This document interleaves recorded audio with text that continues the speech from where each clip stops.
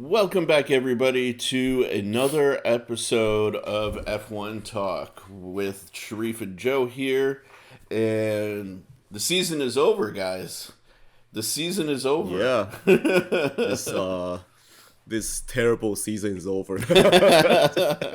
No, I mean, Finally over. this season has been a roller coaster ride. If there's any way that I would categorize this, it was a roller coaster ride. And that's why I think that this last race in Abu Dhabi was kind of a whimper to end the season on, if I'm 100% honest with you.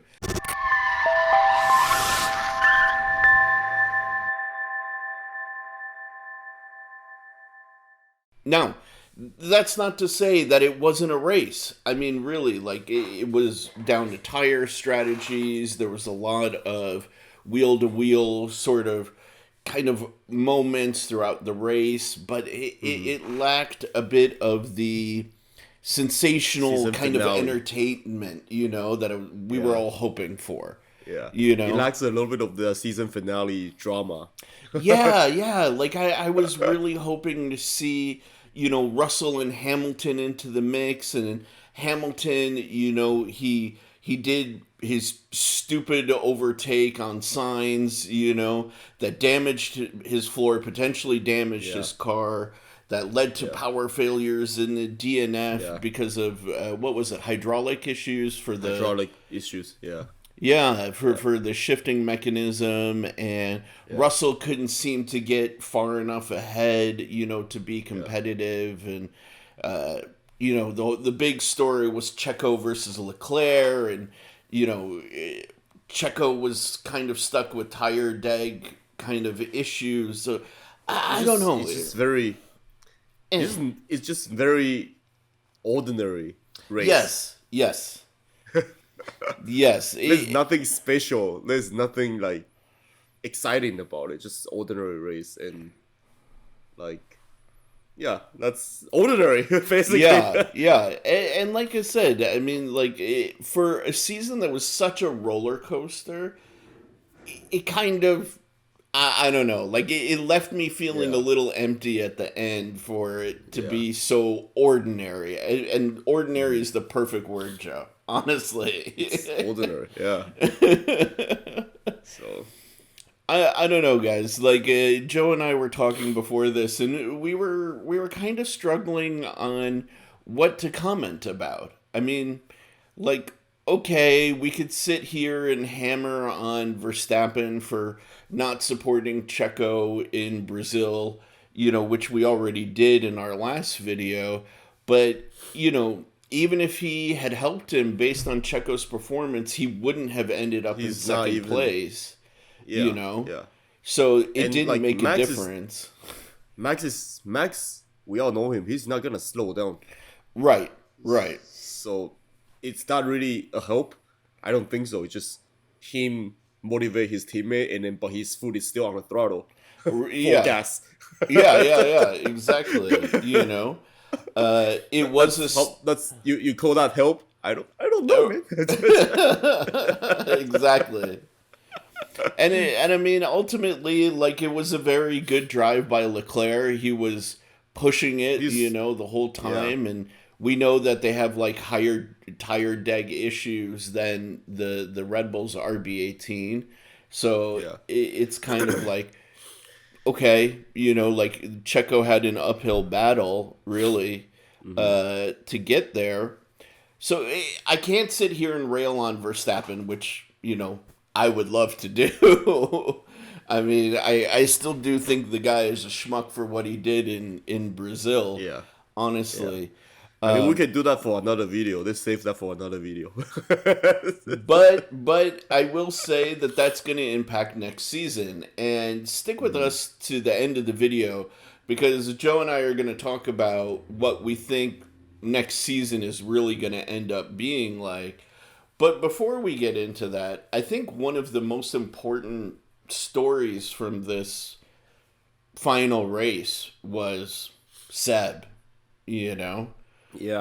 He I mean, he's been in Formula One for how many years now?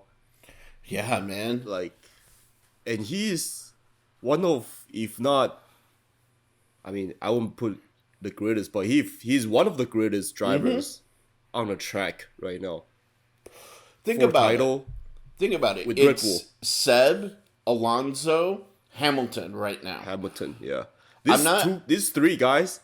I'm not these counting three guys- Verstappen, by the way, because Yeah. first championship under a dark cloud, second championship under the cloud of cost cap spending. But these three guys, man. Yeah. Seb is a And goat. like he you can just see him this season. Like he has, of course he has some bad races. He has some good overtake, but overall he just enjoying himself. Just being one last time on the track and being one last time driving Formula One car. Yeah. And I have deep appreciate of what he give us. Like, Oh yeah. Yeah. yeah, and like few races ago, you can actually see him overtake some brutal overtake on a few occasions. So it's nice to see the more experienced drivers and the more mature drivers give some other drivers a lesson. And that's basically what he's doing. Yeah. And it's just so nice. His personality is just so nice, and there's people like when he's in Red Bull era, people doesn't really like him. But when he was an aggressive SOB when he was in Red Bull, man. Yeah. Like And Red Bull seems to attract that personality. Exactly. By the way, you know? Yeah, like you know who we're talking about. Yeah, but very cutthroat, you know. Yeah, but like we said before, like when you get mature and more mature, you're driving, your experience and your emotion, it's just gonna get better, and you compose everything, and that's what Seb is right now. Yeah, he's so like, I don't know, he's so touchable, basically. yeah. No, and you know, honestly, let us know down in the comments below, what are your thoughts about Seb leaving? Let us know about kind of how he impacted you, and really, like, do you think the sport is going to really miss him? You know, I mean, if you talk to, I'm gonna miss him. Yeah, sure. yeah. And if you see a lot of the drivers who were interviewed, they said that, like, really he brought something special to the sport. So let us know down in the comments below your thoughts about that. And please don't forget to like and subscribe the video. We're trying to hit 1,000 subscribers by the end of the year. And we promise, despite our sort of kind of chill delivery today, we're going to be bringing you some more exciting content. and stick to the end of the video, because we do have some thoughts on where next season is going to go. For sure. But dude, I mean, if you think about Seb, man, I mean, we saw him really like for a big chunk of his lifetime, you know. He came into it a boy and he left a man, you know. Yeah, basically, yeah. And he's just having fun out there. Yeah, enjoy his last season, basically. And drivers of the day, of course. Drivers of the day, yeah, dude. And you know, it was so nice to see him get cleared to do donuts at the end. Donuts, yeah, I was gonna say, yeah. And hear the crowd like chanting his name, you know, like it was a very heartwarming moment. You know, it's really like heartwarming situation, yeah, for sure. And it kind of just overshadowed the whole event, man. It did, right? Like, I felt that way too. I was like, oh man, this is so much more about Seb than it is about Verstappen, you know? Yeah. Yeah, dude. Honestly, I kind of want to nickname Verstappen like the overshadowed champion, because there's always something that kind of dims his light. You know? Yeah. And I'm pretty sure when Hamilton or whoever is gonna retire next, it's gonna overshadow whoever the championship again. Oh yeah, 100%, 100%, man. But dude, you know, for me, like all I could think about, you know, kind of watching Seb at the end was just like, man, imagine if he was in a better car, if he was with a more competitive team. Hell, what if it was like Seb and Alonso in Alpine this year, man? Yeah. And Alpine like figured out their reliability issues. Oh man, those two would have been, and that team would have been formidable, bro. Like, not to take anything away from Ocon, right? Ocon drove the pants off of the Alpine this year, but dude, they might have been, you know, battling with the top guys, you know. Yeah. And speaking of Alonso, he's moving to Aston Martin to replace Vettel. Yeah. Basically. Yeah. And he's going to drive that shit car. Dude, you know what's something for me is like, I kind of like look back and I look at like Stroll and I kind of look back at Stroll's career and I keep on wondering like, why is he still in the sport? You know? I mean, his dad is because of his dad, basically. Yeah. Like, what is he bringing? What is he doing? And like, he's not really contributing massively to the development of a faster vehicle and program, you know? They're relying on all of these old heads, you know, between Vettel and now Alonso to advance the program. And it's like, dude, Stroll is just the constant number 2. Let's be real. Yeah. You think you're going to be number 1, you know, just because your daddy owns the company? To a guy like Vettel or you are Alonso? not number 2. Yeah, bro. Like, I need to mention. I've been waiting for this. Yeah. Latifi, he got crushed. He's right with Schumacher again. Like, oh my god, bro. When I saw that, I was like, oh no. And it was the same corner as last year. What the hell, bro? Like, I mean, it's not his fault, but again, he's involved. Dude, when I saw that, I was so like, my heart like skipped a beat. You know, I was like, oh shit, is this gonna completely upend this race? You know, I can't. Like, oh god. I just want to mention it. Latifi. The greatest. Dude, Latifi the GOAT, man. What the hell? That is, man. And so that's a perfect transition for talking about next year, right? Latifi, our crash specialist, is gone. So I'm gonna miss him, man. Fuck. I'm gonna miss him too. But bro, you know that there's gonna be a lot less safety cars coming out. Because Latifi is gone, you know. Mick Schumacher, gone, you know. So, also, he was just a crashing machine all throughout this season, you know. And Nico Hulkenberg is coming back. Right, which is going to be really interesting to see the chemistry between him and Magnussen. K-Mac and Nico, Yeah. Hey, man, Nico, he retired a few years back, and now he's back again. So maybe we'll see Vettel come back. Maybe. Dude, everybody is hoping that. Everybody is hoping that Vettel kind of comes back in a support capacity, like you know, or even as like potentially a team manager. I don't know. Yeah, maybe. You know? Yeah. That would be nice. Dude, but Vettel's out. Ricardo is out. You know. And he's going to be reserve drivers in Red Bull.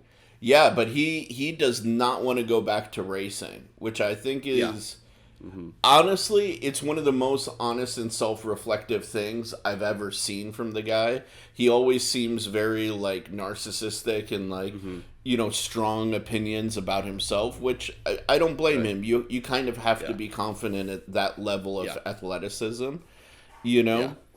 But for him to honestly say, like, yo, like, I kind of lost my mojo. I need to take some time away from racing. Take a break. You know, at least for a year, and then maybe I can consider coming back. Like, I think is the right move for him. Yeah. You know? Just take a break and figure yourself out, basically. Yeah, 110%. Yeah. So, dude, I mean, this is going to make for a really, really interesting season. I mean, Lando Norris is going to be the number one driver for McLaren. Lando's been doing a great, driving great, right? Alonso's moving over to, Aston Martin. Gasly's moving over to Alpine. To Alpine, yeah. Yeah. Whatchamacallit? Who else? I don't know. Has Williams announced their driver lineup? Nick De Vries? Oh, is he confirmed? I think so, yeah. Okay. I'm not sure. If for our audience, you can research for us. I'm not sure. Let us know down in the comments if he's confirmed. But I think he is. Okay. Just don't quote me on that. Yeah. Yeah. So this is going to lead to a big shakeup, and at least in the midfield and the bottom of the field, I really expect to see Haas be a lot more competitive going forward. Alpine, if they can resolve their reliability issues, and McLaren resolve their reliability issues, they're going to have some really young gun, strong talent, behind their vehicles. Yeah. So I expect to see really Alpine push up the ranks for sure. Right. Hopefully Alonso can really advance Aston Martin. Mm-hmm. I'm not sure where AlphaTauri is and Alfa Romeo is going to be in the mix. Like, I don't have a lot of confidence. Alfa Romeo is going to become Audi, maybe. Oh, right. So that would be interesting because Audi has some pretty cool technology that they're gonna bring into Formula One for their car. So that's a highlight for us to see next year. Yeah, for sure. And then I don't know about the drivers though. I mean, it's probably gonna still be Bottas and Zhou. Yeah. Zhou had a great year, honestly, for a first year outing, man. Dude. Yeah. He did phenomenal, and I am low key a really big fan of him. Honestly. Yeah. Like he's a lot more in control, than people give him credit for. He's very focused, very like consistent in his delivery, and dude, in his first season, he scored more points than Latifi did. Than Bottas, yeah. In his entire career. Yeah. Let's be real, What the heck? But yeah, I'm gonna miss him, man. He's just, one of those dudes that needs to be there just to spice up the race a little bit. Yeah. But dude, talking about spice, let's talk about predictions for Red Bull, Ferrari, and Mercedes next year. I am expecting to see Mercedes fight back next year because if you look at in the beginning of the season, Hamilton was driving the car that's under development. Yeah. Like he's helping the team to develop the car, and he was in like the back of the grid. Yeah. The first half of the season. Yeah. But you can see them climb up and then ultimately becomes race winner in Brazil. Yeah. And you can see that gap, like how they change so much, even though it's still the same in car, still same fundamental W13, which is Hamilton says he's not gonna miss this car.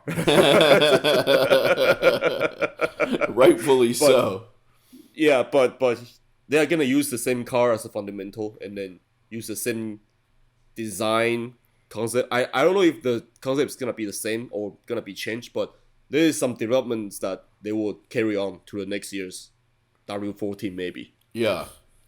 And I will expect to see Red Bull, Ferrari, Mercedes fight for constructors title more closely, and I will expect to see Hamilton fight back to take away not take away, but fight with Max and Leclerc and Perez next year. And if Max can drive respectfully, because he is just so concerned with taking Hamilton out any opportunity he can, you know? Yeah. I mean, of course, you guys can say he had bad driving in Abu Dhabi with Carlos Sainz, but that's only one occasion out of, compared to Max, so many occasions. Yeah. No, like, let's be real. Like, Verstappen is reaching like Schumacher levels of like intentional contact, with Hamilton specifically. Nobody else. He seems to be able to avoid Leclerc like throughout the entire season when they were going head to head, but not Hamilton. Yeah, they seems to have good fight with Leclerc, but with Hamilton it gets dirty. Basically. It just gets dirty, Yeah. Now, what's really been the most interesting thing for me was seeing Jacques Villeneuve, or however you pronounce his name. I can never get it right.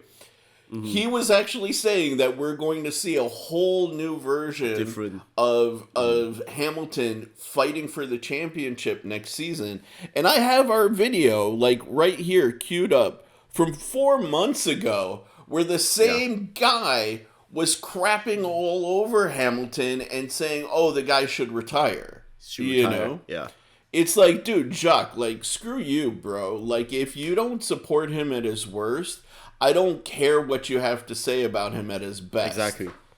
Like, really, like, do you support him as a driver? And it's not like you have to be a fanboy, but it's like, bro, you're just changing your tune based on the fact that, like, he had an amazing performance in Sao Paulo. Yeah. Yeah. Like, and basically for the second half of the season, So, like, I'm with you. I think Mercedes is, now that they have a little bit more development time, they're because of their lower rank in the standings, they're really going to be able to come back, hit hard. I have no doubt that they're gonna have a stronger car next season. 100%. You know, I think also Ferrari, both Mercedes and Ferrari, are going to really, really shake things up next season. Yeah. Now, here's the interesting thing, right? Just recently, a lot of people were talking about how Mattia Binotto may be out, and there's rumors going around that, the Ferrari is thinking about firing him. Here's the thing. If you actually look at where Ferrari was in 2021 versus where they were in 2022. 2020, man. Yeah. This guy, Binotto, took them, along with the engineering team, the development on the car, all of this stuff, despite all the strategy fuck-ups that they had this season. And there were plenty, right? Yeah. And we were critical of them, too. We did a whole video where we said, Ferrari, you got to get your shit together, right? Yeah.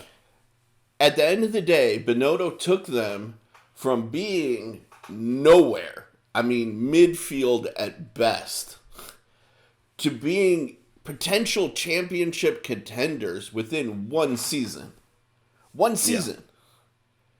Between a good car and his direction, one season. That's amazing. It's amazing to see how a team and a leader can develop so much. Yeah. 100%, dude. 100%. And with a brand new formula, with, reliability concerns at the beginning of the season, so I don't know, man. Like, I think there's great opportunity. Oh, and there's something I forgot to mention even about the strategies, right? So Red Bull and Ferrari went for performance and sacrificed some reliability at the beginning of the season. Mercedes went the opposite route. They went for pure reliability. This race was the first and only race that there was any reliability issue with the car, and that can be blamed squarely on Hamilton for fucking launching the car into the air. Let's be honest, right? Yeah. Yeah. So, if Mercedes sacrifices some reliability and turns the wick up on that engine for next season, whoo, boy, man, you better watch out. It just like you just see like we see that last year if they sacrifice that reliability, you can see how fast they can go. That engine. If you guys remember, I'm still gonna bring it up. Sao Paulo 2021. Yeah, I mean the car is a rocket ship. It's faster than what Max has this season. Yeah. Oh, without a doubt. Yeah. So if they can sacrifice that reliabilities and give Hamilton and Russell a faster engine, faster car. Yeah. Max and Leclerc, you guys you need to be careful. Yeah. Yeah. Exactly. Because I don't know that the Mercedes, or not the Mercedes, I know the Mercedes engine can get faster, right? But I don't know that the Red Bull engine or the Ferrari engine can get faster. I feel like their engine is fast already, but just their car is not. There's just too much drag. In the case of Ferrari, yes. I think that the Red Bull platform is potentially maxed out because they're right at that edge of reliability and performance. They found that sweet spot, but I don't think that they can go to any further into speed. Realistically. Yeah. And one last thing I want to be bring on is Hamilton and Russell's chemistry next year. Because if they have a faster car, how is their teammate relationships gonna change? I think it's good, man. They're very respectful. I mean, if you think about, and that is a really good opportunity to segue into the dialogue also about Max and Checo, right? Yeah. So if you look at the difference between those two, Hamilton celebrated Russell's victories every single time. Every single time. It was his own, Yeah. Of course, Hamilton would like to win. He's a competitor at the end of the day, right? There's no questions asked. But he's also a team player. So if his teammate wins, he will celebrate. See that so many times. Right. Yeah. But Max, we saw from Sao Paulo, right? He is not willing to support his teammate unless he's absolutely forced to, Yeah. And that big differentiator, we see. I read some really phenomenal analysis on Verstappen and how his behavior in Sao Paulo really, really put the team at risk, right? Because even if the whole story about Monaco and the crash was legit and this was retribution, he actually exposed them now because, he rubbed his teammate the wrong way, right? His teammate is going to see, we have a tit-for-tat relationship, so if you screw me, I'll screw you kind of thing, right? And he showed the world that there is cracks in that relationship. Yeah. Right?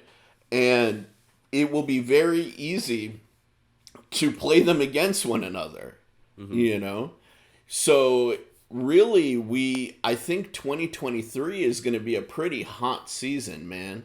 It's going to be exciting for sure. Yeah. I'm already excited for next season from now. Yeah. Yeah. I don't know, guys. Let us know down in the comments below what you think about all of this. I mean, there's so much to analyze and digest. We're getting new tires from Pirelli. There's very few changes to the formula, you know. But there's a lot of shuffling around of the grid, cracks in the relationship in Red Bull. Between Red Bull, you know, inside Red Bull, yeah. Yeah. You're going to see Ferrari and Mercedes really step it up, you know, because they can taste it. It's so close. They can they're going to be chomping at the bit. I mean, this like front row it belongs to Mercedes like for such a long time. So yeah. You know, they wanted to win so bad. Because it's actually the first season without any win. I mean, Brazil, but yeah. No, I mean without winning a championship, so they're hungry to get it back, and that's the danger about winning, right? Yeah. Is that whoever you beat is going to be hungrier than you are, you know? I mean, look at Red Bull. Even in the after race commentary, Horner had to bring up Mercedes by saying, "Oh, we're the first team to break the Mercedes dominance, you know, in the last like so many years." And it's like, bro, you just can't keep Mercedes out your mouth, you know? Like it's you like Mercedes, you know that. Yeah, dude. It was so funny. Like he just can't. He's been like a dog with a bone with that, you know? Yeah. And they like he likes Mercedes. He likes Total Wolf. Yeah. He's definitely got a hard on for Mercedes and Total Wolf. Like there's no questions asked. Yeah. All right, guys. Don't forget to like, comment, and subscribe. I think in the future we're going to do kind of a look back at this season, and we'll kind of take you on the ride that was this roller coaster. So stay tuned for that. Stay tuned. And if there's any kind of discussion or deeper issues that you want us to get into, leave it down in the comments below. Yep, we'll get into it. We'll read it. We'll see if we can talk anything. Yeah, absolutely. All right, guys. Thanks for tuning in. We are out.